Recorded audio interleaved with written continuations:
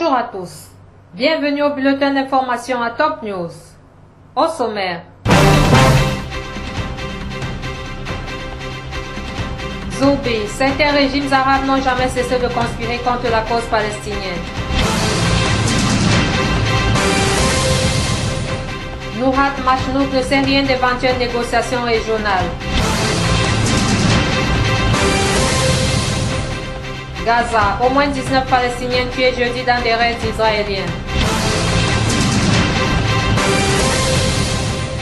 Résident indonésien, la violence de l'État islamique est humiliante pour les musulmans. Bienvenue au développement. Syrie. Lors d'une entrevue accordée à la télévision Al-Mayadeen, le ministre de l'Information Omran Zoubi a déclaré que Gaza et la Palestine sont confrontés à une vaste conspiration menée par le Qatar et la Turquie dans le but d'éliminer la résistance. Il a souligné que certains pays arabes n'ont jamais cessé de conspirer contre la cause palestinienne, que ce soit avec la soi-disant Ligue arabe ou avec la complicité de l'occupation israélienne. M. Zoubi a déclaré que la Syrie reste l'un des pays arabes qui se bat pour la cause palestinienne et continue de soutenir le peuple palestinien et la résistance. Il a noté que la position de la Syrie à l'égard du terrorisme est toujours claire, appelant tous les pays membres de la communauté internationale à mettre en œuvre la dernière résolution du Conseil de sécurité sur la lutte contre l'État islamique en Irak et au Levant et le Front al-Nosra. Toujours dans cette entrevue, à propos des nouvelles concernant une attaque américaine contre des sites de l'aile en Syrie, M. Zoubi a dit que ce n'est jamais arrivé et ça n'arrivera jamais, sans l'autorisation préalable du gouvernement syrien, précisant que l'armée arabe syrienne a des potentialités et des expériences susceptibles de faire face aux terroristes et qu'elle mène seule une guerre difficile et de large envergure. Liban.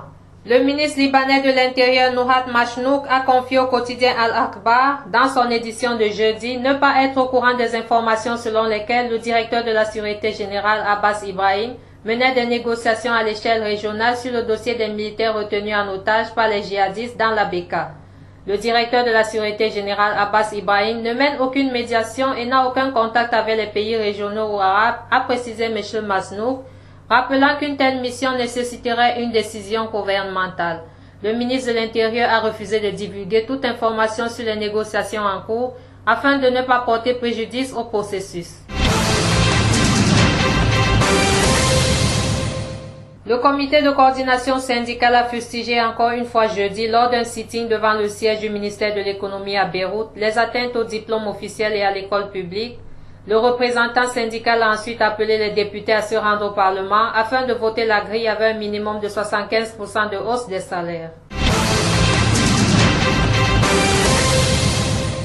Le député Aounis Ibrahim Kana, membre du bloc du changement et de la réforme, a déposé jeudi au nom de son bloc une proposition de loi prévoyant la modification du mécanisme de l'élection présidentielle, rapporte le site Taïr. Selon la chaîne LBC1, la proposition portée par 10 députés du bloc envisagerait l'élection du président au suffrage universel. Le Liban est sans président depuis le 25 mai, les séances électorales ayant tourné court faute de quorum. Gaza. 4 Palestiniens ont été tués jeudi dans la ville de Gaza lors d'un raid aérien sur un cimetière où ils enterraient des proches tués plus tôt, ont indiqué les services de secours. Ces nouvelles victimes, 4 hommes, portent à au moins 19 le nombre de Palestiniens tués jeudi. Ce bilan inclut 4 enfants. Les enfants et les adolescents représentent plus d'un quart des près de 2070 Palestiniens tués depuis le début de la guerre entre Israël et le Hamas le 8 juillet. Le Conseil de sécurité des Nations Unies a appelé hier mercredi Israël et les Palestiniens à reprendre place autour de la table des négociations pour trouver rapidement un accord en vue d'une trêve durable. Dans une déclaration adoptée à l'unanimité des 15 membres, le Conseil a offert son soutien total à l'initiative égyptienne et a appelé les parties à reprendre les négociations pour parvenir rapidement à un cessez-le-feu durable et pérenne. Indonésie.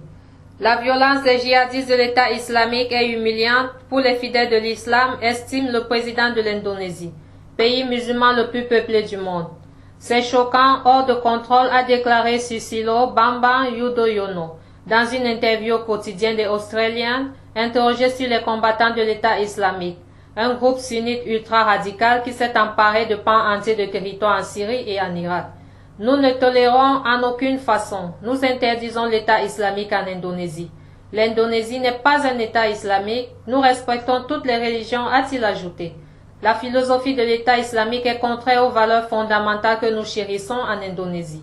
L'Indonésie doit conserver sa culture qui est celle d'un islam modéré, a poursuivi le président indonésien en appelant tous les dirigeants à revoir leur façon de lutter contre l'extrémisme. Autre titre. France. Florian Philippot, vice-président du Front National, a accusé jeudi la France d'avoir une responsabilité dans l'expansion du djihadisme au Moyen-Orient. Il faut stopper les errements dramatiques de la diplomatie française, a déclaré l'eurodéputé sur RTL. La diplomatie française, qui a été suivie par rapport à l'américaine, oui, a une responsabilité dans l'expansion du djihadisme et du terrorisme islamique dans la région, c'est une évidence, a accusé M. Philippot. Elle l'a soutenu et a mis au pouvoir en Libye, ça c'était Nicolas Sarkozy. Elle l'a armé en Syrie, a argumenté le député européen, le proche de Marine Le Pen, et enfin, elle a été totalement aveugle par rapport aux dérives de la diplomatie et l'action militaire américaine. On soutient les djihadistes en Syrie, on fait semblant de combattre leurs cousins en Irak, tout cela est du grand n'importe quoi, a estimé M. Philippot. L'Iran a fourni des conseils aux Kurdes irakiens contre les djihadistes de l'État islamique, a affirmé le vice-ministre iranien des Affaires étrangères Hossein Amir-Abdollahian, cité mercredi par la presse locale. Nous avons apporté une aide politique et des conseils au gouvernement irakien. Nous avons agi de la même manière pour le Kurdistan irakien, a-t-il déclaré à Al-Ahram, la chaîne arabophone de la télévision iranienne. L'Iran n'a pas de présence militaire ni à Samara, ni Bagdad, ni dans la région du Kurdistan irakien, a-t-il dit. Nous n'avons pas envoyé d'armes non plus, mais nous avons fourni des conseils et partagé nos expériences avec le gouvernement de Bagdad et le Kurdistan irakien. Japon. Le bilan des glissements de terrain survenus il y a plus d'une journée à Hiroshima s'est encore alourdi jeudi avec un total de 39 morts et 26 disparus, selon un nouveau décompte provisoire des médias. Un précédent rapport officiel établi 18 heures plus tôt faisait état de 39 morts et 7 disparus. Quelques 2500 pompiers, policiers et soldats des forces d'autodéfense s'affairaient jeudi pour déblayer et rechercher les personnes manquantes plus de 24 heures après la catastrophe. Merci à vous qui nous suivez de Beyrouth et partout ailleurs. Bulletin présenté par Anna Ikame.